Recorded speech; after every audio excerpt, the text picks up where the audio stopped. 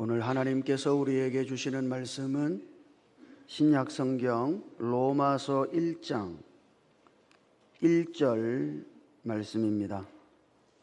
로마서 1장 1절 말씀은 신약성경 238면에 있습니다.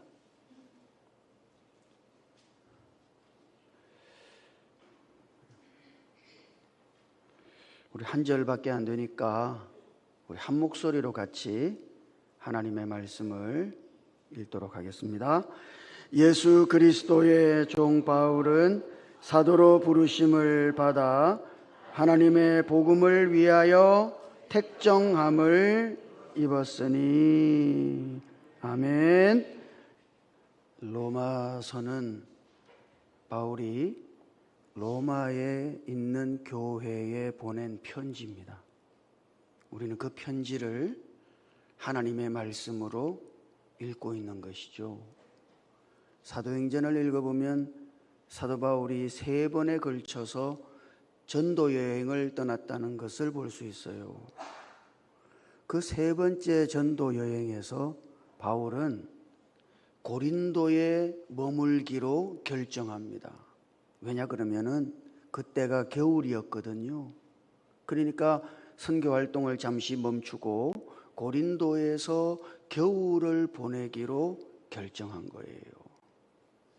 그렇게 고린도에 있을 때 바울이 로마 교회에 보낸 편지가 로마서인 것이죠.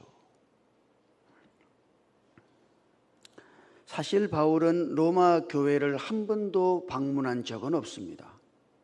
그러니까 로마 교회에 성도들이 있습니다만 성도들과 대면한 적은 한 번도 없어요. 로마 교회를 방문을 하고 싶었습니다만 어찌된 일인지 길이 자꾸 막히는 거죠. 그래서 결국은 로마 교회를 방문하지 못하고 훗날에 방문할 것을 미리 생각해서 편지를 먼저 보내기로 결정을 한 거예요. 그런데 그 당시 바울이 나이가 많았단 말이죠. 그러니까 잘 보지를 못해요. 노안이 온 것이죠. 그러니까 자기가 글을 제대로 쓰지를 못하니 더디오라고 하는 사람을 불러다가 편지를 대필시킨 겁니다. 내 부르는 대로 받아 적어라. 그리고 이제 바울은 불러주고 더디오는 받아 적어서 그 편지를 베베라고 하는 여자분이 들고 로마에 있는 교회에 전달한 거예요. 그것이 로마서가 된 것입니다. 자, 그런데 우리가 편지를 쓸 때 우리가 편지를 쓰는 양식과 그 당시 헬라 사람들이 편지를 쓰는 양식은 사뭇 달라요. 우리는 어떻게 편지를 써요? 제일 먼저 쓰는 게 뭡니까? 수신자입니다. 수신자. 아무개에게. 그 다음에 뭐예요? 문안 인사. 잘 지내고 있지? 그 다음 뭐예요? 편지의 내용. 이러하다. 그렇게 편지의 내용을 적고 가장 마지막에 적는 게 뭡니까? 발신자의 이름이에요. 아무개로부터. 이렇게 해요. 그죠? 이것이 우리가 흔히 쓰는 편지의 양식이죠.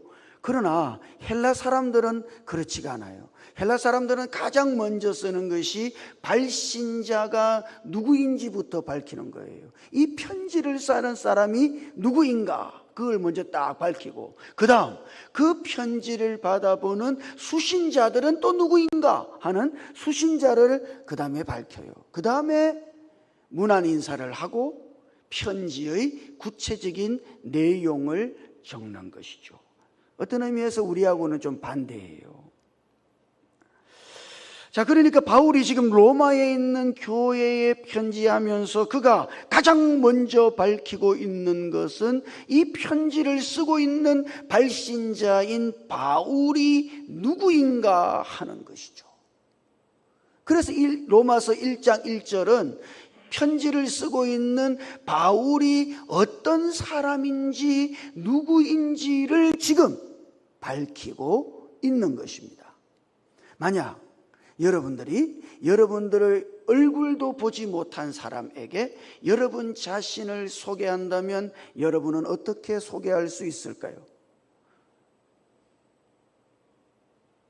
바울은 자기 자신을 어떻게 인식하고 어떻게 소개하고 있을까요? 이동원 목사님이 쓴 책을 보면 이런 이야기가 하나 나와요. 파리에서 죄수 한 사람이 여자 분장을 하고 탈옥을 한 겁니다. 영락없이 여자예요.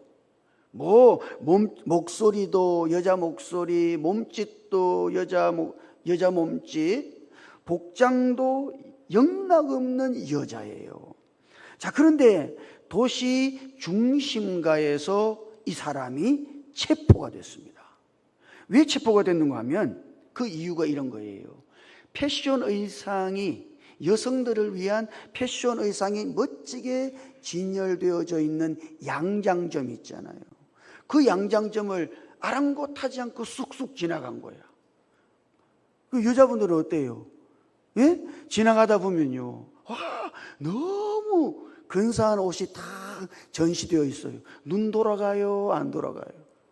예, 눈이 돌아가요. 여자들은 당연히 그런 거예요. 그런데 이 양반은 영락없이 여잔데 그런 패션 가게에는 눈길 한 번 안 주고 지나간 거야. 그래서 이 탈옥수가 체포됐다는 이야기입니다. 이와 비슷한 이야기가 한국에서도 있어요.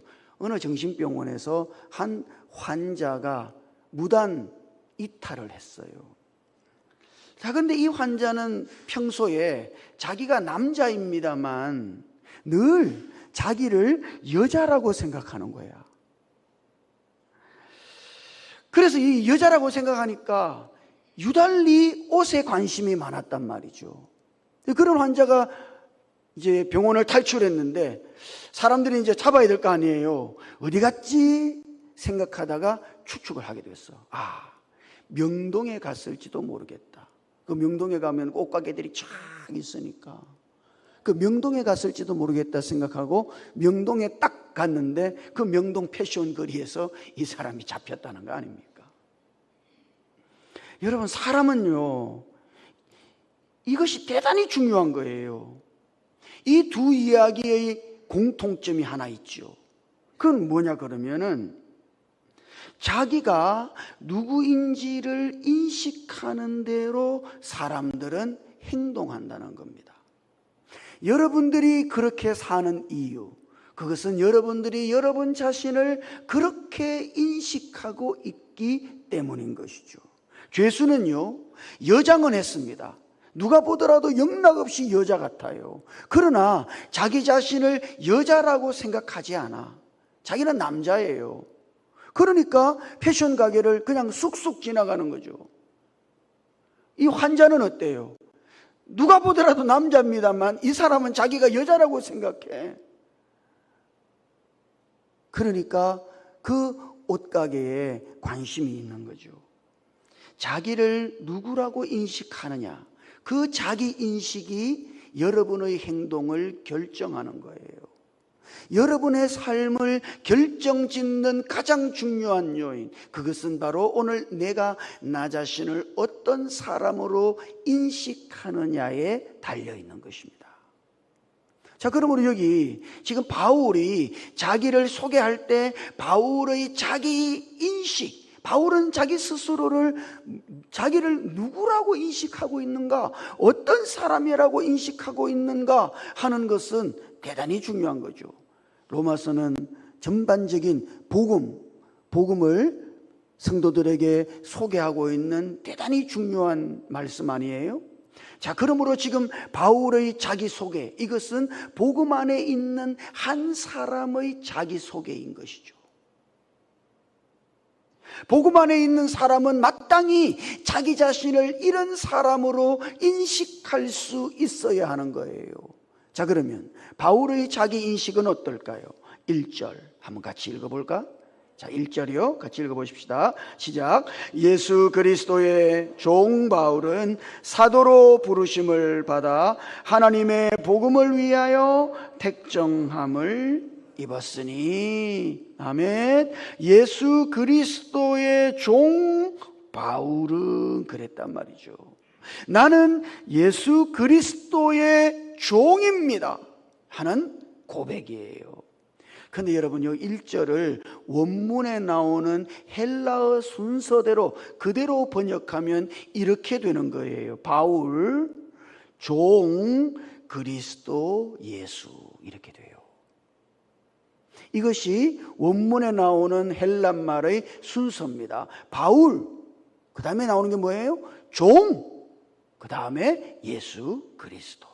그러니까 지금 바울은 자기를 소개하면서 가장 명확하게 자기 자신에 대해서 알아주기를 원하는 그 강조점이 어디에 있는 거예요? 종에 있는 거예요. 종이에요. 바울, 누군가? 그는 종입니다, 이런 말이죠. 바울, 종, 예수 그리스도. 그러니까 지금 바울은 다른 사람들이 자기를 바라볼 때 자기를 종으로 인식하기를 기대하고 있는 거예요. 아니, 자기 스스로를 종으로 인식하고 있는 거죠. 여러분, 참 이 종이라고 하는 말은 대단히 충격적인 표현이에요. 우리가 그 당시 로마의 문화를 알면 이 종이라고 하는 표현은 대단히 충격적인 표현입니다. 이 말은 헬란말로 둘로스라고 하는 말 아니에요? 이 말은 딱 말 그대로 우리는 종이라고 번역했습니다만, 요즘 우리는 종에 대한 인식이 그렇잖아요. 주의 종 그러면 그는 목사 좀 되나? 뭐 이렇게 생각하잖아요. 그런데 여기 종이라고 하는 둘로스라고 하는 말은 말 그대로 딱 노예를 가리키는 말입니다. 딱 노예예요. 실감이 안 나죠? 우리는 노예 제도가 뭔지를 경험하지를 않았으니까. 뭐 영화 같은 거를 보면서 인식할 수는 있습니다만 실제로 경험하지 않았죠. 여러분, 노예라고 하는 거는요, 대단히 비참한 겁니다. 그거는 공장의 기계나 다름없는 생산 수단이에요. 로마 인구의 3분의 1이 노예였습니다. 사람도 아니에요. 전적인 주인의 소유물이죠. 아니, 말은 하지만 짐승이나 똑같아요. 말하는 짐승과 같은 거죠. 그 바울은 지금 자기 자신을 그렇게 소개하고 있어요. 이 둘로스라고 하는 헬란 말을 헬라어 사전에서 찾아보면은 거기는 이렇게 번역이 되어 있어요. 자기 자신에 대하여 어떤 권한도 갖지 못한 사람, 이렇게 되어 있어요. 자기 자신에 대해서 어떤 권한도 없어요.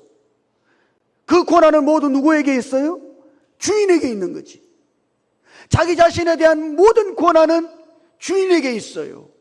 그 노예에게는 어떤 권한도 없다, 이 말입니다. 그러니까 예수 그리스도의 노예, 여러분, 이거는 엄청난 표현인 것이죠.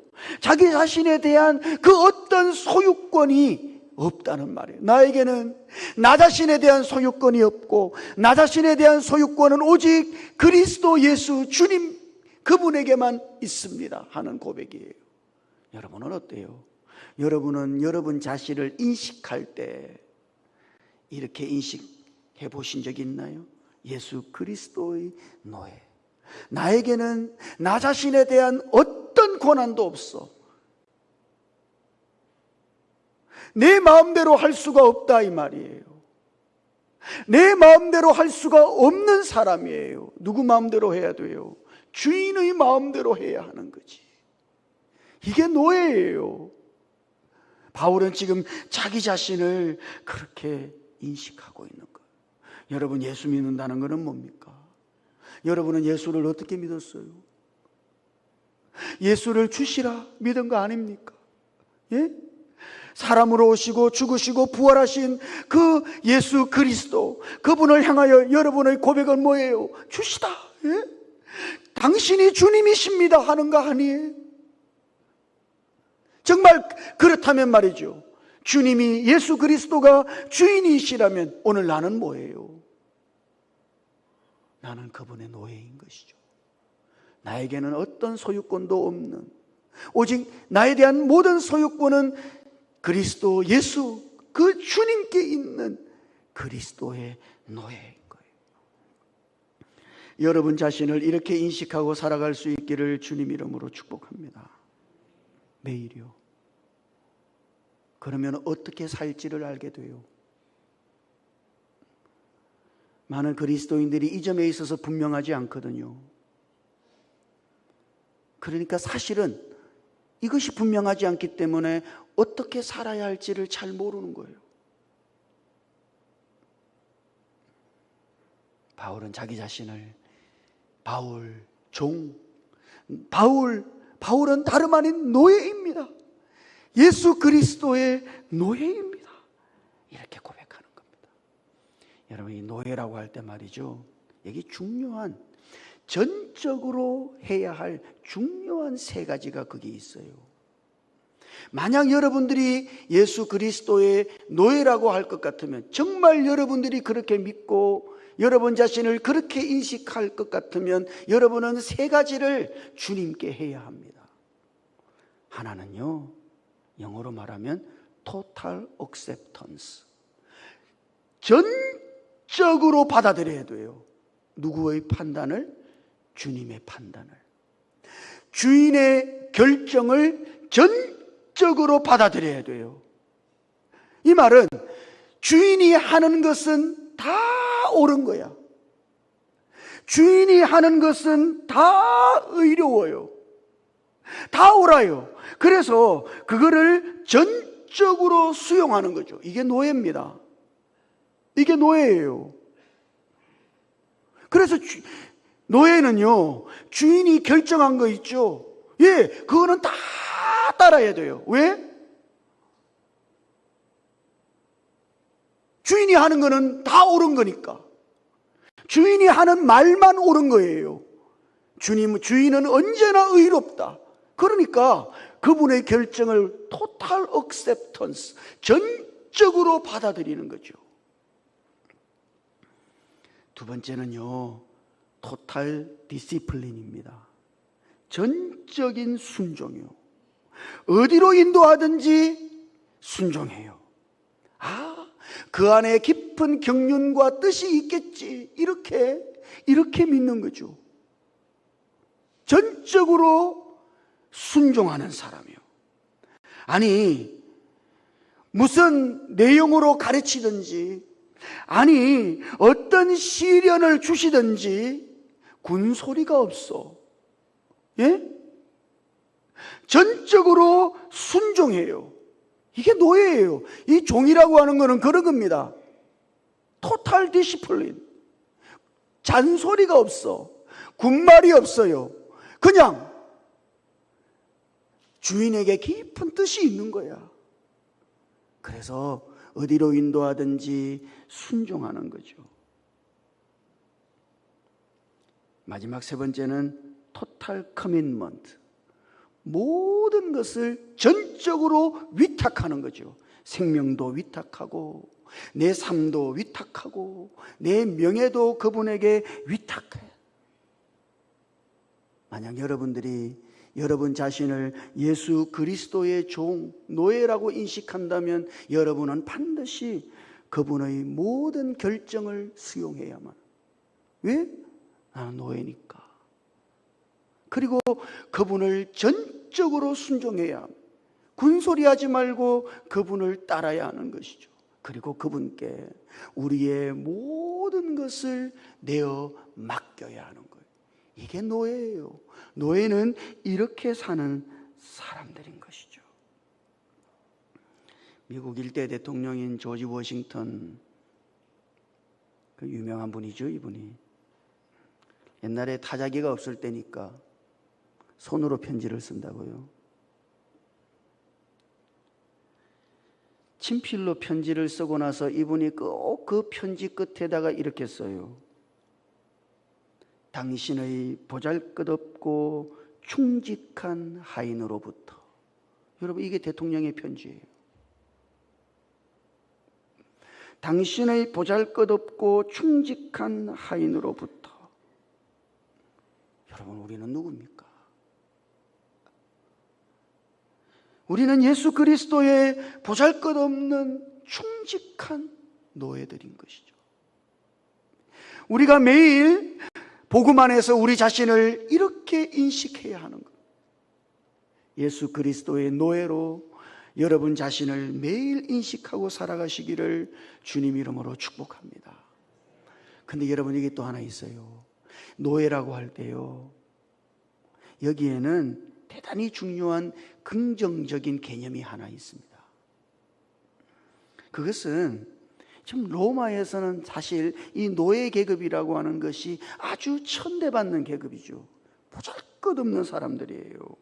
인간 이하의 대접을 받는 사람들이죠. 자, 그런데 예외가 있어요. 예외가. 그것은 그 종의 주인이 누구냐 하는 것에 따라서 아주 대접이 달라져요. 지체 높은 귀족의 종이다. 그러면요, 그건 달라지는 거죠. 예를 들어서 로마 황실의 황제의 종이다. 그러면요, 그거는 엄청난 거예요. 그 어떤 자유인들보다 더 대단한 자부심을 가질 수 있는 것이죠. 가이사의 종입니다. 나는 가이사의 종입니다. 그러면요, 와우, 이렇게 되는 거예요.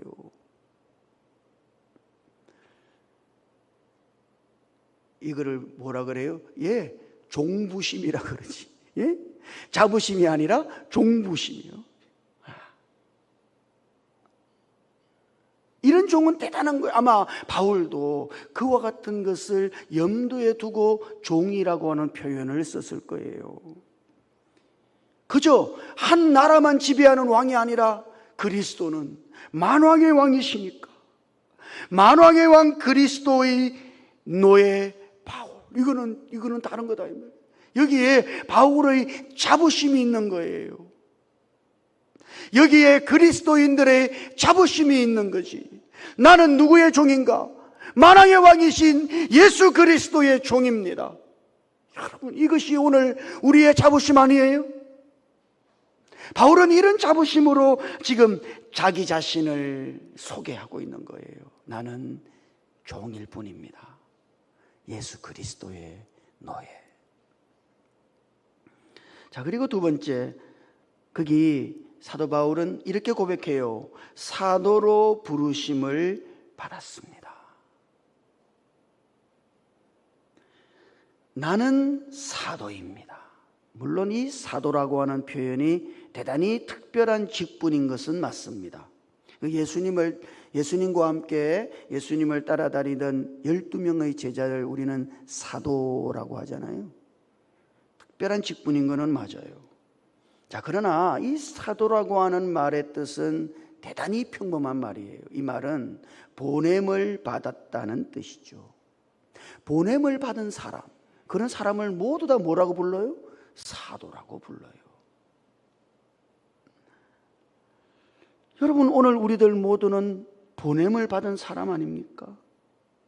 우리는 보내어진 자인 것이죠. 여러분은 지금 여러분이 있는 거기서 어떤 사람이죠? 예, 보내어진 사람인 것이죠. 우리를 보내신 분이 계셔요. 하나님이 우리를 보내셨지. 그냥 떠밀려 가지고 여기까지 온 게 아니에요. 아니, 구약 성경에 보면 요셉 이야기 잘 아시죠? 그가 형제들에 의해 팔려 가지고 애굽의 노예가 돼. 여러분, 그 얼마나 비참했겠어요. 감옥에도 갇히고 숱한 고생을 했지. 그러나 그 모든 과거를, 그 어두운 과거를 깨끗하게 청산했어요. 요셉은 어떻게 생각했다고요? 그죠, 그는 그랬어요.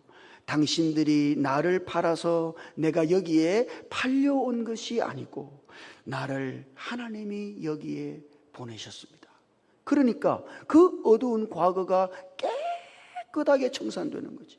여러분, 한번 보십시오. 형제들이 나를 팔아서 내가 요 모양 요 꼴이 됐다고 생각하면 어떨까요? 예? 그 억울한 일, 가슴 아픈 일, 형제들에 의해 배신을 당했으니 얼마나 억울해요. 얼마나 상처가 됐겠어요.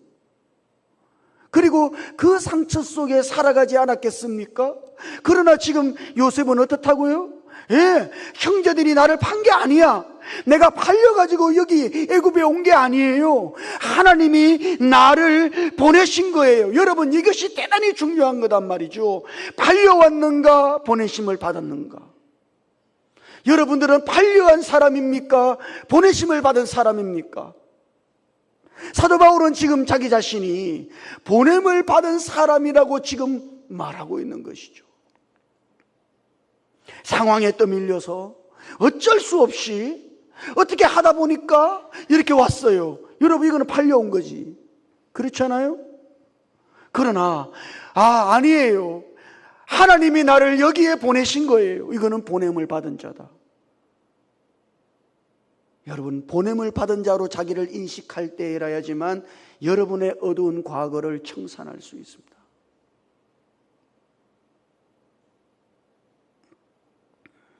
제가 여러 번 말씀드립니다만 그 부부 생활도 마찬가지죠. 한평생 같이 살면서 아이고, 내가 어쩌다가 이 사람을 만났나.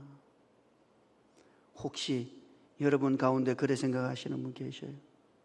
어쩌다가 내가 이런 사람 만나서, 아니 그건 부인이든지 남편이든지 마찬가지. 팔려간 거죠. 그럼 팔려간 거다. 내가 어쩌다가 이 사람 만나서 이렇게 한평생 고생하며 사나?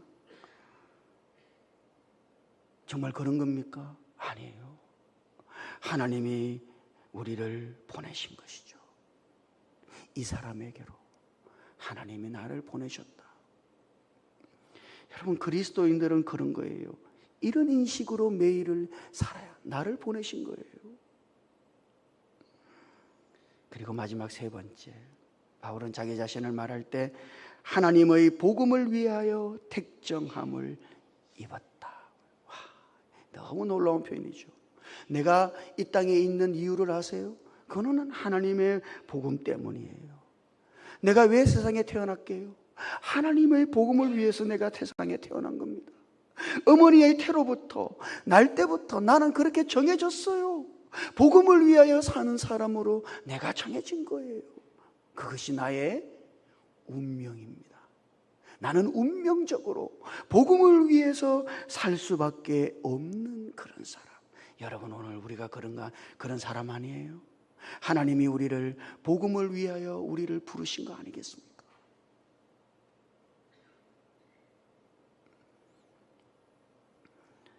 여러분은 여러분 자신을 평소에 어떻게 인식하고 사시나요? 바울이 편지를 쓰는 장면이니까 특별한 무엇인가를 구상해서 썼다고 생각하지 마세요. 여러분이 편지를 쓰는 것은 얼마나 자연스러운 일이에요. 여러분이 누군가에게 편지를 쓸 때 그거는 얼마나 자연스러운 일이에요. 평상시 자기가 가지고 있던 그 의사나 말을 자연스럽게 표현하는 거 아니겠어요? 바울도 마찬가지예요. 지금 자기를 소개할 때 자기가 평소에 자기 자신을 향해 가지고 있었던 그 자연스러운 인식을 여기 이 편지에 녹아내고 있는 것입니다. 여러분은 여러분 자신을 어떻게 인식하셔요? 그리스도 안에서 오늘 우리들 모두가 예수 그리스도의 노예, 다른 어떤 존재가 아닌 예수 그리스도의 종으로서 여러분 자신을 인식하며 살아가실 수 있기를 주님 이름으로 축복합니다. 어느 상황 속에서도, 어떤 환경 속에서도 나는 하나님이 보내신 사람입니다. 하나님에 의해서 나는 여기에 보내졌습니다. 그렇게 인식하고 결국 나는 복음을 위하여 존재하는 사람입니다. 그렇게 매일 여러분 자신을 인식하고 그리스도 안에서 이런 인식 속에 여러분의 매일의 삶을 살아가실 수 있기를 주님 이름으로 축복합니다. 같이 기도하십시다. 주님,